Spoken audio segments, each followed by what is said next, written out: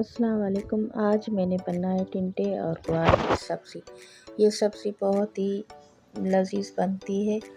यहाँ पे मैंने जो सब्ज़ियाँ थी उनको साफ़ करके काट के अच्छे तरीके से एक पतीले में डाल के थोड़ा सा हाफ़ कप के बराबर पानी ऐड करके इनको पका लिया था। और यहाँ पे मैंने थोड़ा सा ऑयल ऐड किया।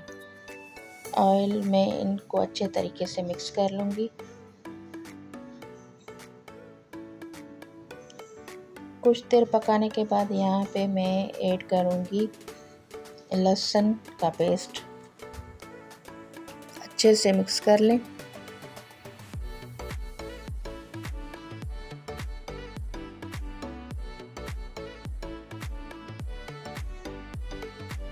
कुछ देर पकाने के बाद यहाँ पे मैंने मेथी दाना जो था वो ऐड कर लिया था।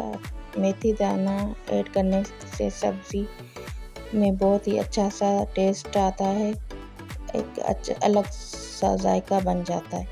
और यहाँ पे मैंने थोड़ी सी रेड जो मिर्चें थी वो ऐड कर ली थी। याद रहे कि सब्ज़ी में पहले ही मैंने हरी मिर्चें ऐड की हुई थी, तो इस वजह से मैंने जो मिर्चें थी वो मैंने थोड़ी सी डाली थी।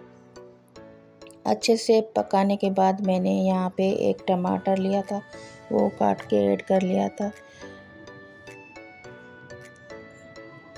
टमाटर और सब्ज़ी को अच्छे तरीके से मिक्स कर लूँगी।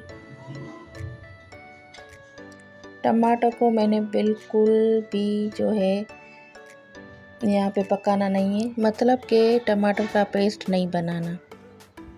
अब यहाँ पे मैं ढक्कन लगा दूँगी।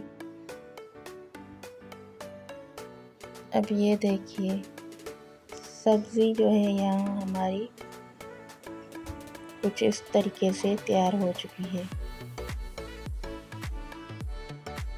अब जो है टेस्ट के मुताबिक मैं यहाँ नमक ऐड कर लूँगी।